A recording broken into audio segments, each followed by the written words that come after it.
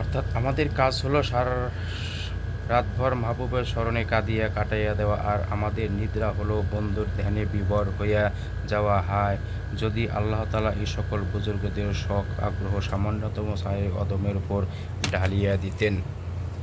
আপনি বলিয়া দিন, আমার রব আপন বান্দাদের মধ্যে হইতে যাহার জন্য চাহেন রিজিক প্রশস্ত করিয়া দেন, আর যাহার জন্য চাহেন রিজিক সংকীর্ণ করিয়া দেন।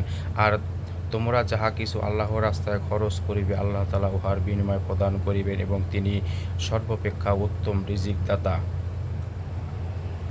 ফায়দা অর্থাৎ অভাব ও সচ্ছলতা আল্লাহ তাআলার পক্ষ হইতে হইয়া থাকে। তোমাদের খরচ না করার দ্বারা সচ্ছলতা আসে না, আর খরচ বেশি করার দ্বারা অভাব আসে না, বরং আল্লাহর রাস্তায় যাহা খরচ করা হয় উহার বিনিময় আখিরাতে তো পাওয়া যাইবে, অধিকাংশ সময় দুনিয়াতে উহার বিনিময় পাওয়া যায়। এক হাদিসে আছে, জিবরাইল সালাতু ওয়াস সালাম আল্লাহ তাআলার এই ইরশাদ নকল করিয়াছেন, হে আমার বান্দারা, আমি তোমাদিগকে আপন দয়া ও অনুগ্রহে দান করিয়াছি এবং তোমাদের নিকট কর্জ চাহিয়াছি। অতএব যে ব্যক্তি স্বেচ্ছায় সন্তুষ্ট চিত্তে ও আগ্রহ সহকারে আমাকে দিবে, আমি উহার বিনিময় দুনিয়াতে শীঘ্রই দান করিব এবং আখিরাতে তাহার জন্য সম্বল বানাইয়া রাখিব।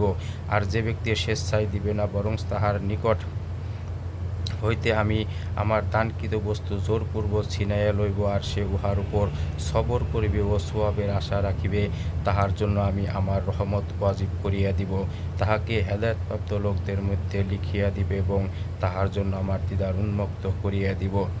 আল্লাহ তাআলা কি পরিমাণ অনুগ্রহ যে স্বেচ্ছায় না দেওয়ার অবস্থায় যদি বান্দার নিকট হইতে জোরপূর্বক ছিনাইয়া লওয়া হয় আর সে উহার উপর সবর করে, তবে উহার জন্যও বিনিময় দান করেন। অথচ যখন সে আল্লাহ তাআলার দানকৃত বস্তু স্বেচ্ছায় দান করে না, জোরপূর্বক তাহার নিকট হইতে ছিনাইয়া লওয়া হয়, তখন আবার কিসের বিনিময়? কিন্তু আল্লাহ তাআলা অনুগ্রহের কি কোনো শেষ আছে? হাসান রাদিয়াল্লাহু তাআলা আনহু বলেন, রাসূলুল্লাহ সাল্লাল্লাহু আলাইহি সাল্লাম উক্ত আয়াত সম্পর্কে বলিয়াছেন যে, তোমরা অপচয় ও কার্পণ্য ছাড়া যাহা কিছু নিজেদের পরিবার প্রয়োজনের উপর খরচ করো, উহা সবই আল্লাহর রাস্তায় গণ্য করা হয়। জাবের রাদিয়াল্লাহু তাআলা আনহু রাসূলুল্লাহ সাল্লাল্লাহু আলাইহি সাল্লাম হইতে বর্ণনা করেন যে, মানুষ যাহা কিছু শরীয়তের হুকুম অনুযায়ী খরচ করে, আল্লাহ তাআলার নিকট উহার বিনিময় রহিয়াছে, শুধু উহা ছাড়া যাহা ইমারত তৈরিতে খরচ করা হয় অথবা গুনাহের কাজে খরচ করা হয়। হযরত জাবের রাদিয়াল্লাহু তাআলা আনহু রাসূলুল্লাহ সাল্লাল্লাহু আলাইহি সাল্লাম হইতে বর্ণনা করেন, প্রত্যেক কোনো সদকা এবং যাহা কিছু মানুষ নিজের উপর এবং নিজের পরিবার প্রয়োজনের উপর খরচ করে, উহা সদকা, আর যাহা কিছু নিজের ইজ্জত সম্মানের হেফাজতে খরচ করে, উহা সদকা। আর মুসলমান যাহা কিছু শরীয়ত অনুযায়ী খরচ করে, আল্লাহ তাআলা উহার বিনিময় প্রদানের জিম্মাদার, তবে ওই খরচের জিম্মাদার নহেন যাহা গুনাহের কাজে অথবা ইমারত তৈরিতে করা হইয়া থাকে। হাকিম তিরমিজি রহমতুল্লাহ জুবাইর রাদিয়াল্লাহু তাআলা আনহু একটি বিস্তারিত ঘটনা বর্ণনা করেছেন, যাহা হাদিসের বিবরণ প্রসঙ্গে 12 নম্বর বিস্তারিতভাবে আসিতেছে। আল্লামা সূদি রহমতুল্লাহ দূরে মানসুর কিতাবে ইহাকে হাকিম তিরমিজি রহমতুল্লাহ রেওয়াত হইতে বিস্তারিত নকল করেছেন, কিন্তু স্বয়ং তিনি লা আলী মানসুহা কিতাব ইহাকে অনেক সংক্ষেপে ইবনে আদি হইতে জাল হাদিসে বর্ণনা নকল করিয়াছেন।